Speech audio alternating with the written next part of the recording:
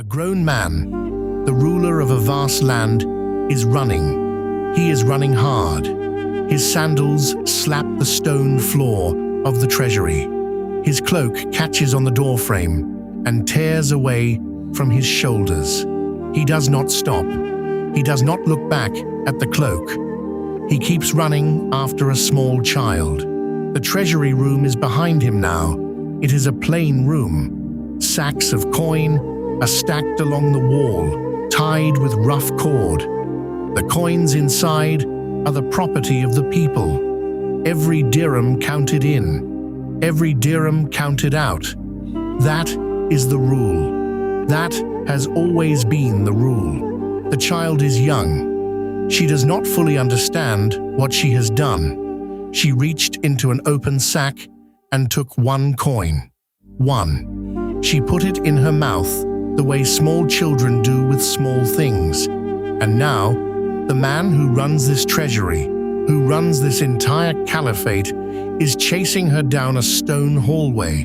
Hazrat Umar had come to the treasury that morning as he came every morning, not as a visitor, as the man responsible for what was inside. He walked through the door, greeted the keeper, and looked at the room the way a farmer looks at a field, counting without counting. The room smelled of dust and old cloth. The sacks were where they should be. The keeper stood to the side, hands folded. Everything was in order. Hazrat Umar walked slowly along the wall, looking at each sack. He was not suspicious of any person in that room. He was simply... The child had come in with him. She was his daughter. She was small enough that she walked close to his leg, her hand sometimes brushing the fabric of his robe. She had been in this room before. She knew it as a place her father went. She did not know what the sacks contained. Not really. Not in the way that mattered. She saw the open sack near the corner. The neck of it had come loose, and the coins inside were visible. She walked toward it the way children walk toward anything that catches the eye, slowly, then quickly. Hazrat Umar had his back to her. He was speaking quietly with the keeper about a record. She reached in. Her fingers found a coin. It was small and cold and round. She pulled it out and looked at it for a moment. Then, as small children do, she put it in her mouth. Not to steal, not with any plan. She put it there the way children put everything there, to feel it, to keep it safe, in the only pocket they know. Hazrat Umar turned around. He saw the sack. He saw his daughter standing near it. He saw her cheek, slightly rounded on one side, in the way a cheek rounds when something is held inside the mouth. He understood immediately. He did not speak first. He moved first. He crossed the room in several long strides. He knelt down in front of her. He looked at her face. Her eyes were wide. She had not expected him to notice. He held out his hand, open, palm facing up, and he waited. He did not shout. He did not grab her. He waited with his hand open. The child began to cry. Children cry when they are caught, when they are frightened, when they do not fully understand what wrong thing they have done, but they feel that they have done one. She cried, and she did not open her mouth. The coin was still inside. Hazrat Umar kept his hand open and kept waiting. She kept the coin. Maybe she thought if she cried long enough, he would relent. Maybe she did not think anything. She was a child. She cried and held the coin in her mouth and looked at him. Hazrat Umar stayed on his knees. He did not lower his hand. He did not close it. He did not move.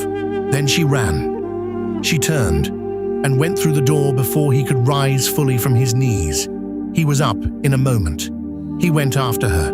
not walking, running. She was small and fast and frightened, and he was large and heavy and determined, and he ran after her down the corridor without hesitating. His cloak caught on the door frame as he passed through it. He felt the pull. He felt the fabric leave his shoulders.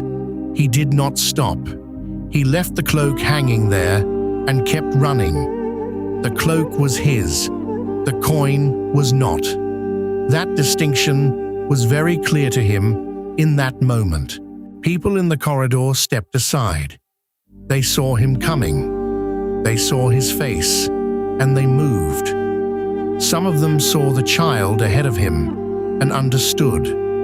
Some of them did not understand and simply moved because a large man was running hard, and that is reason enough to move aside. She reached a courtyard. She ran into the open space and slowed, because children slow when they reach open space, when the walls fall away and the sky appears. She turned. He was right behind her. She had nowhere to go. She stood in the middle of the courtyard and cried harder. Hazrat Umar came to her. He was breathing hard from the running. He stood in front of her. He held out his hand again, open, palm up. He had not changed his mind during the chase. He had not softened because she was crying. He had not softened because she was his. She opened her mouth. The coin fell into his palm. It was warm now from being held inside her mouth. It was one coin. He looked at it for a moment. Then he turned and walked back toward the treasury. He did not comfort her first. He went back to return the coin first.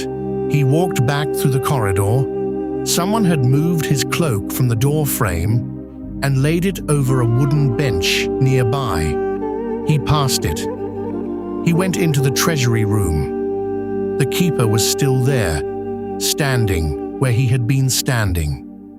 Hazrat Umar walked to the sack in the corner and dropped the coin inside. He tied the neck of the sack back closed. He pulled the knot tight. He stood up and looked at the room once more. Then he went out and retrieved his cloak from the bench and put it back on his shoulders. He went to find his daughter. She was still in the courtyard, sitting on the ground, still crying quietly. He sat beside her on the courtyard ground, not on a bench, on the ground where she was. He did not explain the law to her in long sentences. He was not a man who used long sentences when short ones would do. He told her simply, "That coin belongs to people we will never meet. It is not ours to take." She had stopped crying by the time he finished. He stayed beside her a while longer. Then he stood, and she stood, and they walked back inside together. The treasury room was as it had been. The sacks were where they should be. The coin was back where it belonged. Nothing looked different, but something had been settled.